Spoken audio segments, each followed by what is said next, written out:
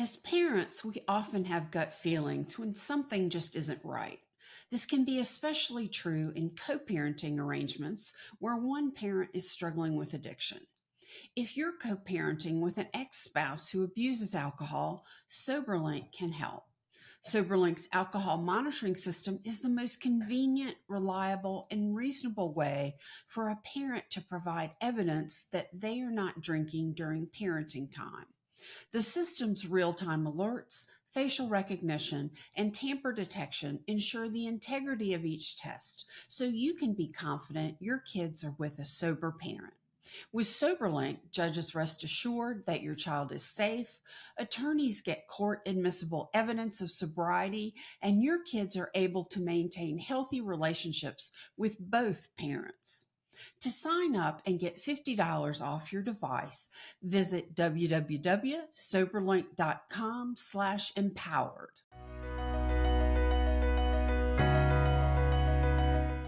Welcome to the Her Empowered Divorce Podcast. I'm your host, Beverly Price. With my 30 years of divorce coaching experience, I fully prepare you for the critical decisions that will impact you for the rest of your life. Through this podcast, you'll gain valuable insights on all aspects of divorce, from the logistical and financial to the emotional and legal. With expert guests, practical advice, actionable tips, and inspiring conversations, we'll explore how to master your divorce and emerge stronger on the other side. You don't have to face this alone. Let's start this journey together and create a better future. So, without further ado, let's get started with the show.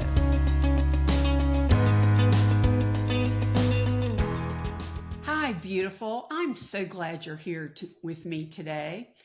You know, I was shocked to learn in my research that 50% of divorces cite heavy drinking as a cause. So not only does it wreck marriages, but it instills fear in co-parenting relationships. Will my child be safe? He says he's not drinking. Is that true? Well, today I have a guest who will answer those questions and more. This subject is near and dear to my heart, so I've invited Chris Beck, the VP of Family Law Development at Soberlink. Soberlink is not only a valued sponsor of this podcast, but a solution to much of the fear of alcohol abuse and co-parenting. Chris is going to talk with us today about what can be done if alcohol abuse is an issue in your divorce and co-parenting. Chris, thank you so much for being my guest here today. It's great to have you. It's great to be here today. Thank you, Beverly. Appreciate it. Can you tell the listeners and myself a little bit about yourself and what you do? Yeah, sure. So my name's Chris Beck. Like you mentioned, I'm the Vice President of Business Development for the Family Law section of Soberlink. I've been with the company since, it's almost been 6 years now. It's hard to believe. Wow. But time flies, huh? Doesn't it? I mean, yeah, it is amazing.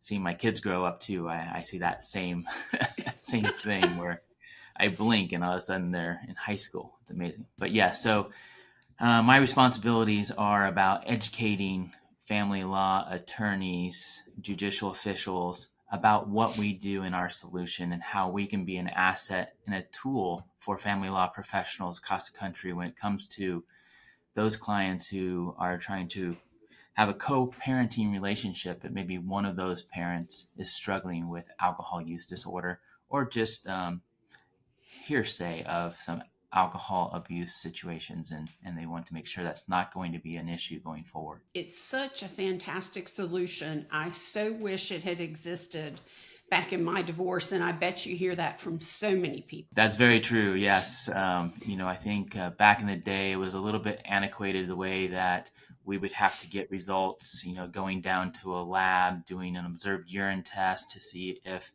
you had been drinking in the last maybe 80 hours, because that would be an ETG test. And I just feel like you never knew if that parent was actually drinking during that parenting time period or not.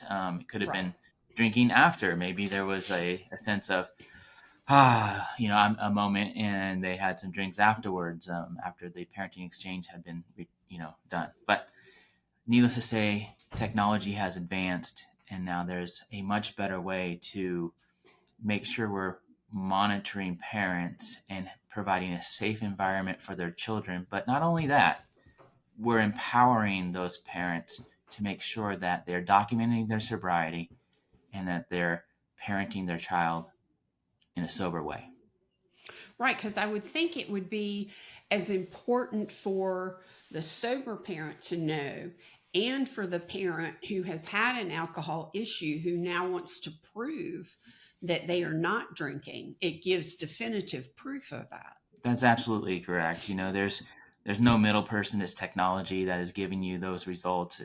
Our technology consists of a breathalyzer that is combined with facial recognition software so it can be self-administered.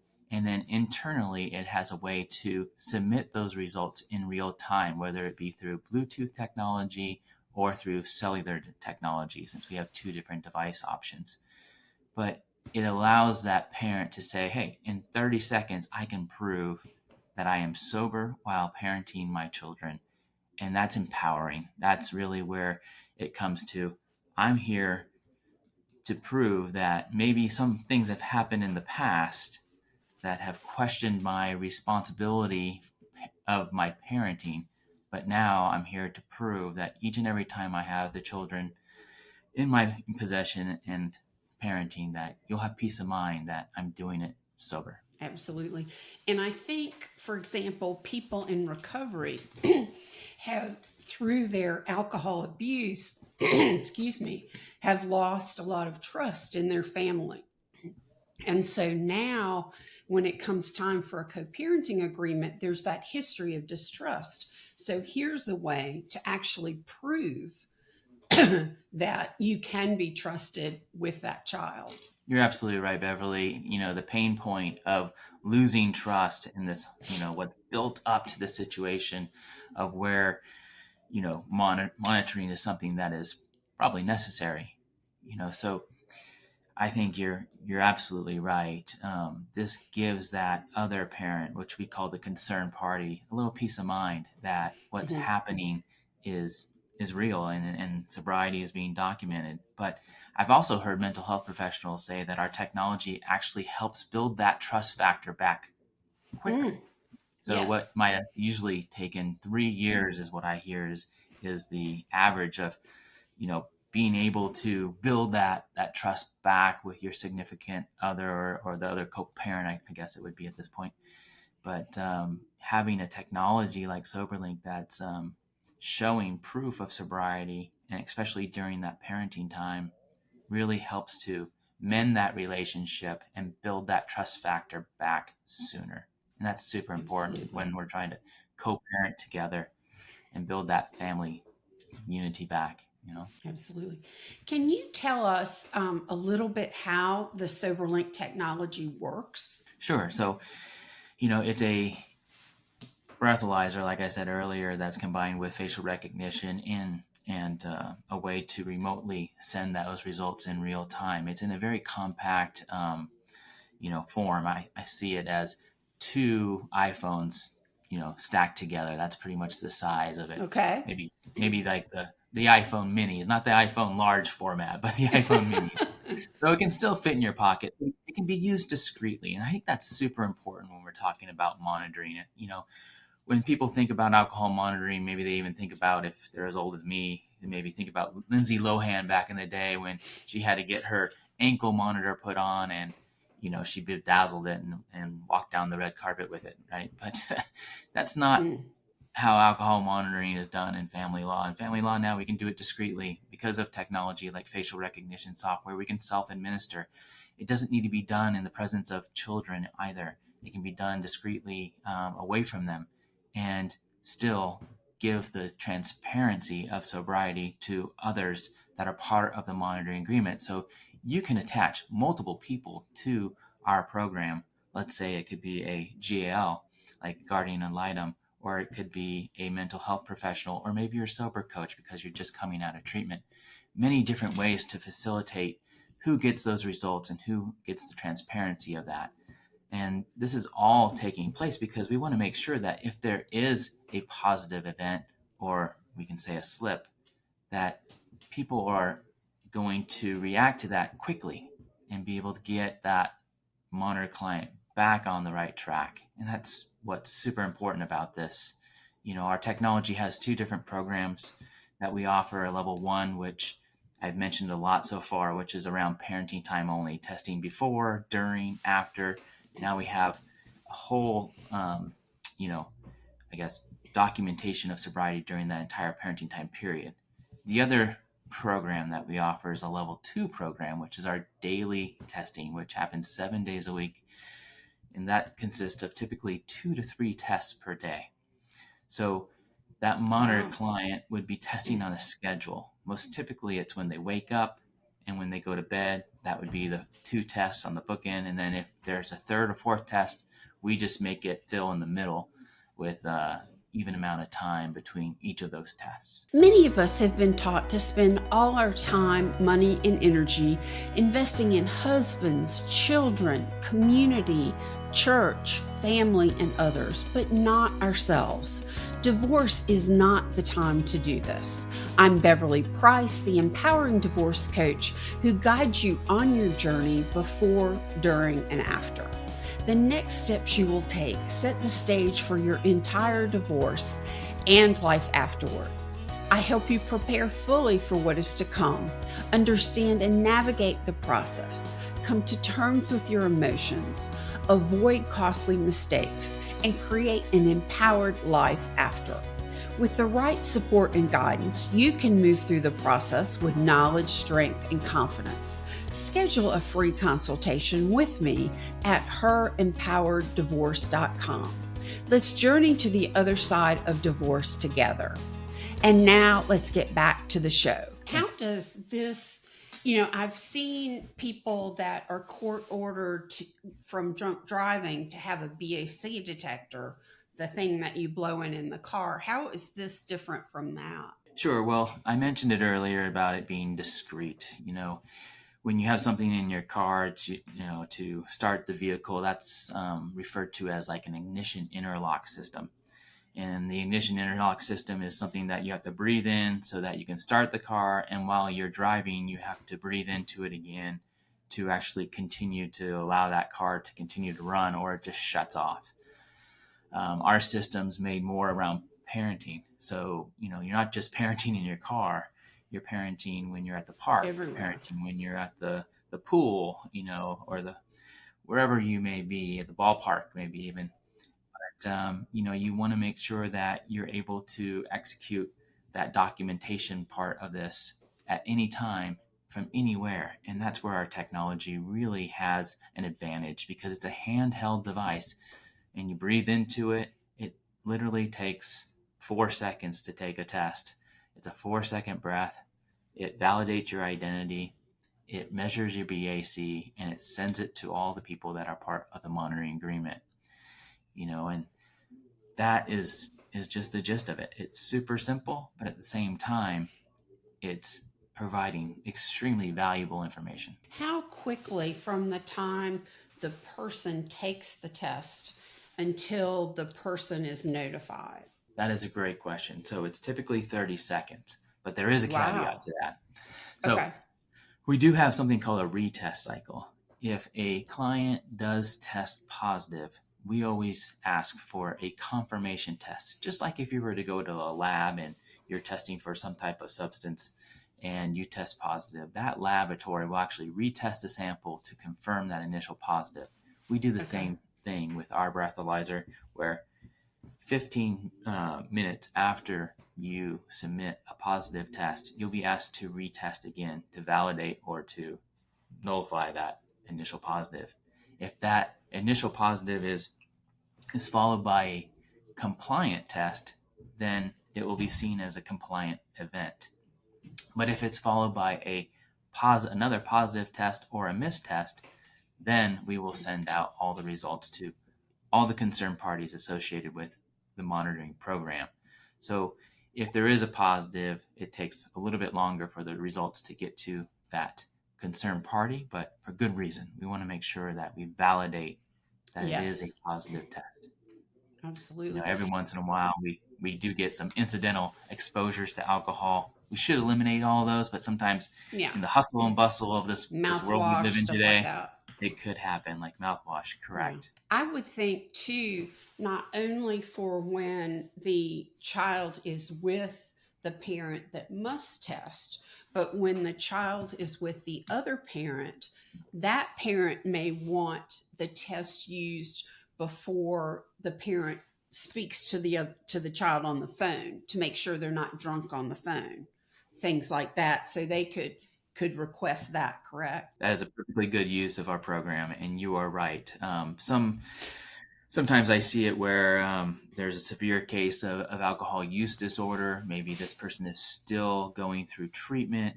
They don't have unsupervised visitations quite yet, so the visitations are done by Zoom. And yes, part of the program typically is that they will test and say, "I am documenting my sobriety before the call," and then knowing that the other parent gets a compliant test result, then the Zoom with the child actually happens, and they're off and running doing their 10 to 15-minute Zoom call. And then, you're able to validate that that parent was sober during that Zoom call. Correct. Wow, it never occurred to me to do co-parenting calls by Zoom.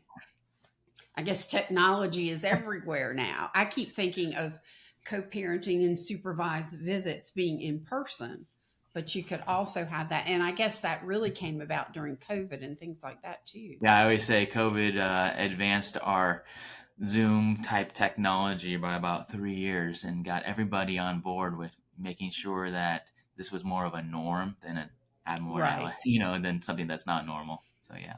Absolutely. So, why should, if people are thinking about some kind of alcohol monitoring, why should they choose SoberLink over other forms? That's a great question, Beverly, and one I love to answer because I think it's important. And the biggest thing comes to the robustness of our technology. We have a lot of things that, well, alcohol monitoring in general, I would say is very difficult to do because people want to drink, and when they have the disease of alcohol use disorder, they will do whatever they can to make sure that they get their next drink. And that's part of some of the things that we've learned over the years. We started in the criminal side of the business, and then we really focus on the family law section of the business. But in doing a lot of the criminal stuff up front, we understood how the technology could be what we call gamed. So people trying to drink around our system, and what can they do? And we have technology inside our breathalyzers that look at temperature and pressure, the facial recognition software. So the tamper detection technology is by far the one thing that I think really ensures that the quality of product is there. Not only that, I think it's important to know that, you know, it's handheld. You're getting those systems remotely in real time. That's also extremely important. We have different programs, different actual devices. One that is just a Bluetooth device that pairs with a app on your iPhone, and then we have one that's just plug and play where it just uses a cellular module inside, so you don't even need your smartphone to submit tests. So, I think it's the concentration of our product in family law to have family law specific programs, the technology. But the last thing that I want to really emphasize about SoberLink and the importance of our technology is really comes down to our team, our service that we provide.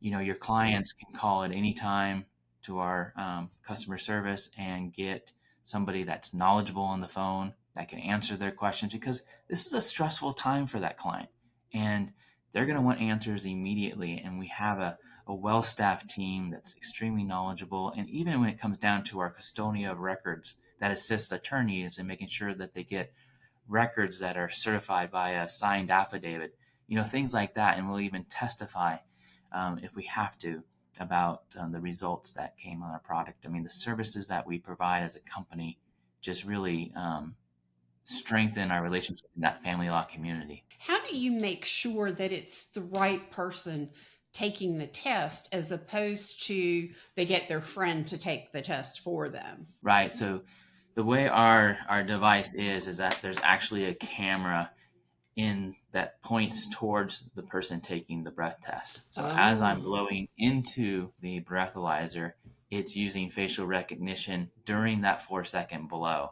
So that's wow. super important because, I want to make sure it's not some other sober buddy, I guess, taking that test, right? Or, you know, but yeah, if we don't identify the identity of the individual as the person, that's supposed to be associated with the actual breathalyzer that we have, then we will send out a identity declined, and then we will ask that client to retest immediately. Wow. That That's happens a lot. amazing. Sometimes people trying to get around our system, and the facial rec will say, "Hey, that is not the right person, and we need to ask for a retest." That's amazing. And I guess that leads to my next question, which is um, how does Soberlink really help both parents if only one is doing the monitoring? Well, I think it just comes down to that, you know, one parent's trying to prove their sobriety, the other parent's trying to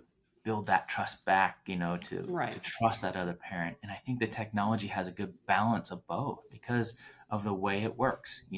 It's a real time system where you're getting results in 30 seconds about whether or not that other parent is sober or not.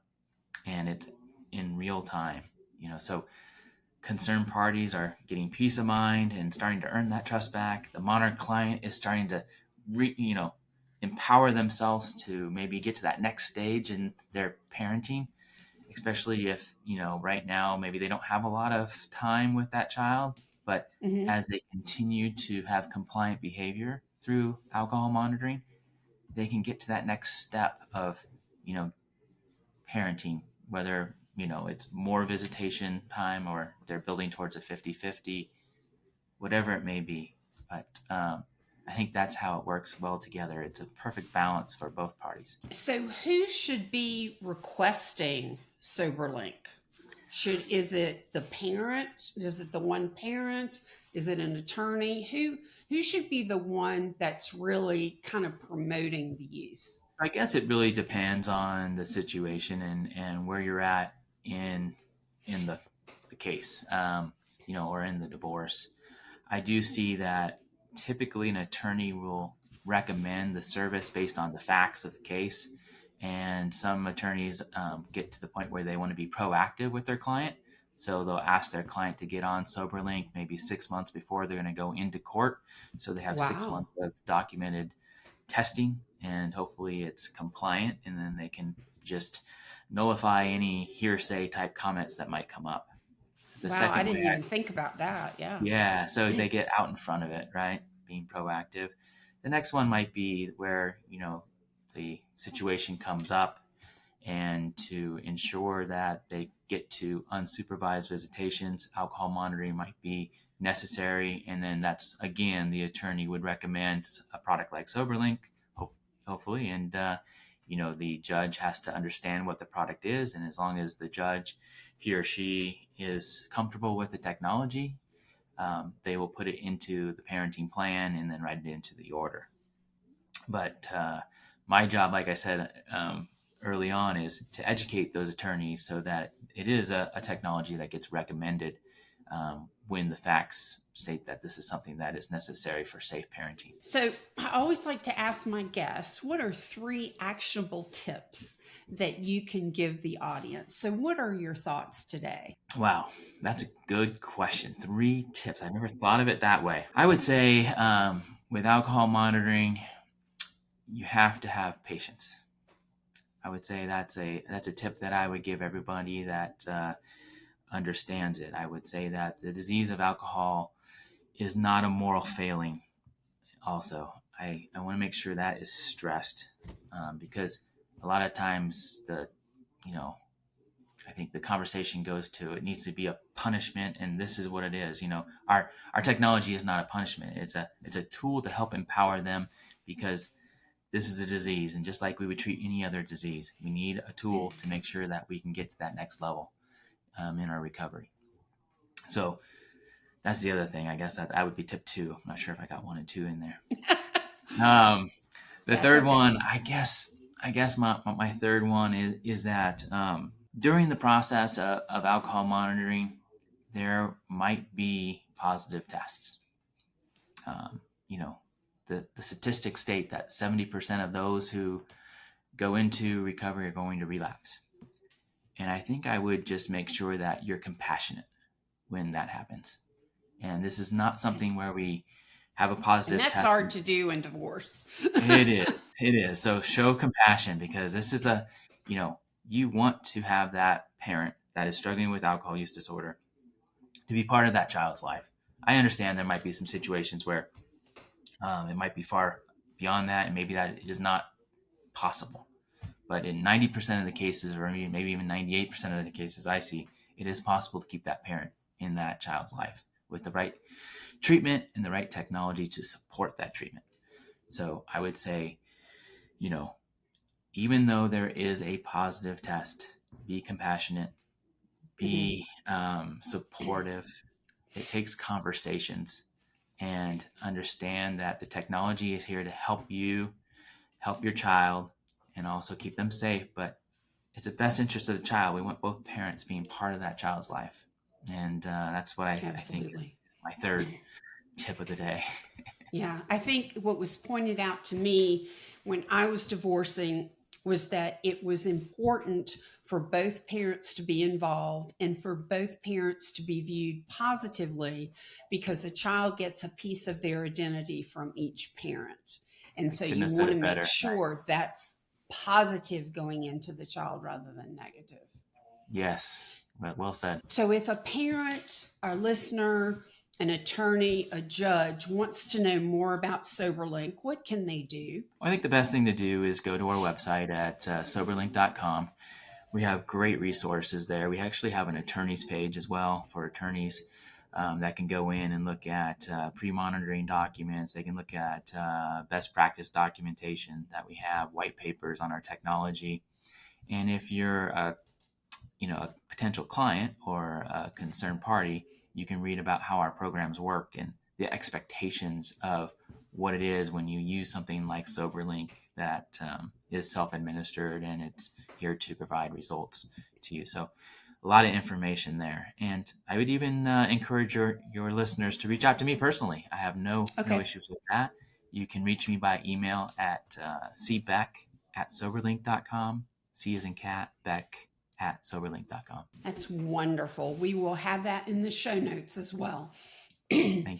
Thank you so much, Chris, for being my guest today. This is incredible technology. I wish it had been there during my divorce, and your contribution will help so many families. This is just incredible. Thank you. Thanks for having me on. I appreciate it. All of Chris's information will be available in the show notes along with mine. This and all our episodes can be found at herempowereddivorce.com on the podcast page, or on Apple, Spotify, or wherever you listen to podcasts. And you can also watch the video version on our YouTube channel, Her Empowered Divorce. Please share our story with your friends. Likes, downloads, subscribes, and reviews help us to find more women like you that we can help on this journey. Join me for our next episode, where I'll be diving deeper into what other expert professionals can share to help you on your separation and divorce journey. Thank you for joining us today.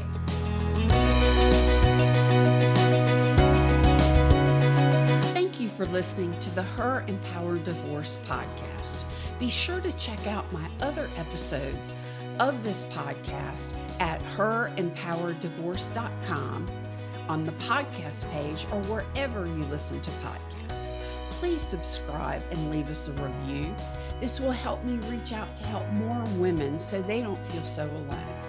And share this with your friends. With the right support and guidance, you can move through the process with knowledge, skills, and confidence, and on to a time of growth and empowerment. If you're interested in learning more, schedule a free consultation with me at herempowereddivorce.com. I appreciate your support. Until next time, take care and stay empowered.